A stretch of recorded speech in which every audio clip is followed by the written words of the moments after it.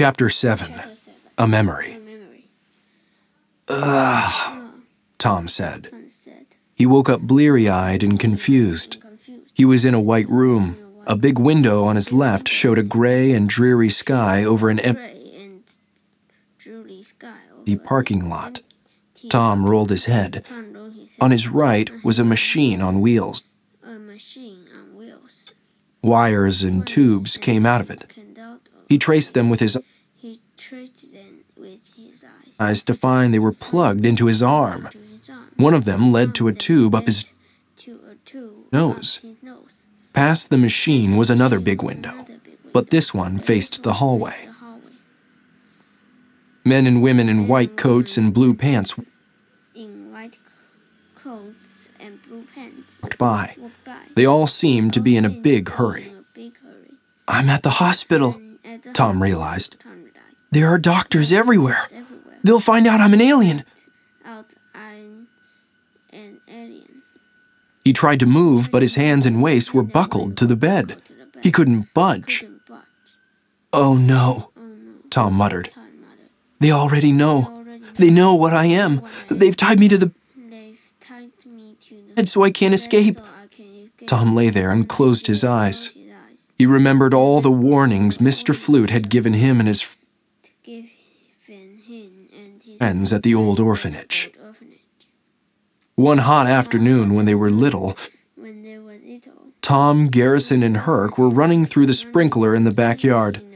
They laughed and jumped and played in the cool spray of water. It was one of Tom's earliest memories.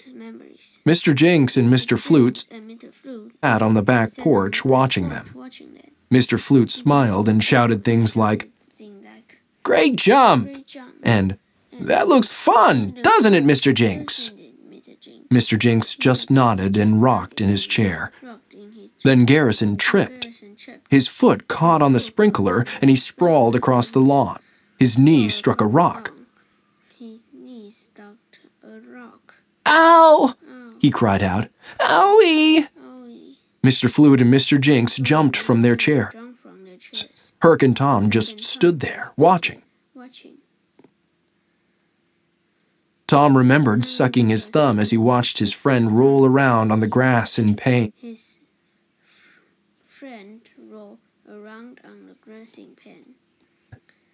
Mr. Jinx scooped Garrison up from the grass and held him in his arm like a baby. Mr. Flute stood close by and peered at Garrison's knee. The cut was deep. Garrison's yellow blood streamed out and ran down his leg. "Hurts," Garrison said through his tears. Mr. Flute smiled as usual and pressed his black handkerchief against the cut. "There," he said. "You will be all better soon." He turned to Herc. "Run inside to the bathroom and get a bandage," he said. "Do you know where they are?" Herc nodded excitedly. Then he ran inside. "You'll be fine in no time," Mr. Flute said. Then he laughed and added, "Did you know that Earthlings have red blood?" Garrison stopped crying and looked at Mr. Flute's smiling face. "Isn't that funny?" Mr. Flute asked kindly. Garrison nodded. Tom thought, "Red blood? Gross." Herc arrived and held out a bandage. "Here, sir," Herc said. Mr. Flute took the bandage and put it on Garrison's cut. By then, the bleeding had all but stopped. Mr. Jinx put Garrison gingerly back on his feet. Tom hurried over and gave Garrison a hug.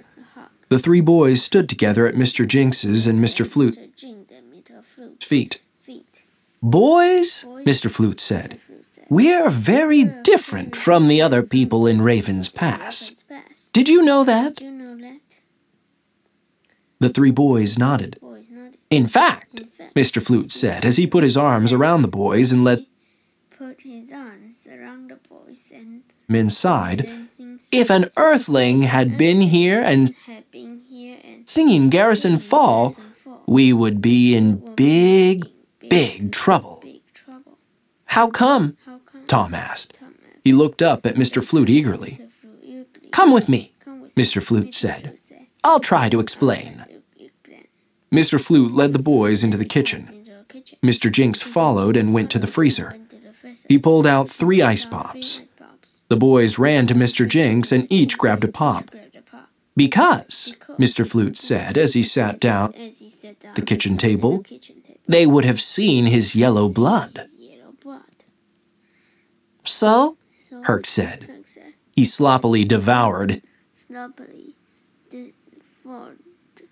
blue ice pop. Earthling blood is red, Mr. Flute said, grinning.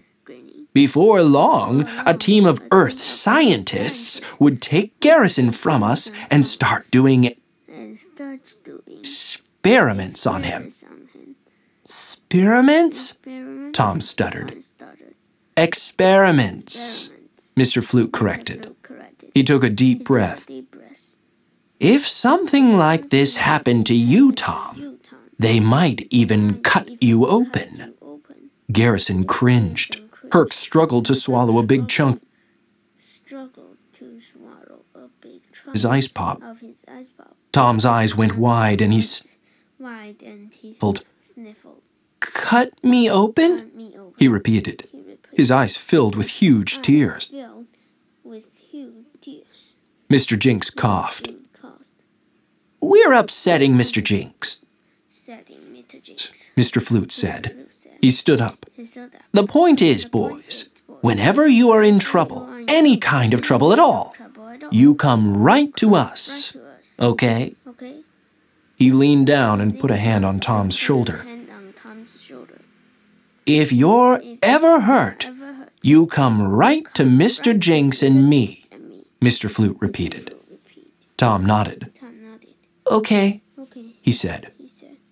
You have to promise, Mr. Flute said. He looked at Garrison and Herc too. The 3 of you each must promise. So they promised.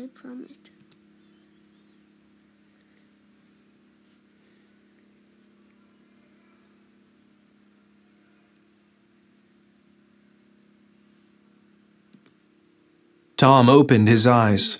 He had fallen asleep, but he was still in that hospital bed, and he was still tied down. Standing over him now, though, were 2 Earthling doctors. He's waking up, one of them said. They leaned over Tom and looked him in the face. Both men tried to smile, but Tom could tell they were upset. We've called the old orphanage, one of them said. That's where you live, isn't it? The other asked. Tom nodded. Good, said the first doctor. Then he held up a file. Tom's patient file. We took your x-rays while you were unconscious, said the second doctor. And we found something, said the first doctor. Something very alarming. Chapter 8.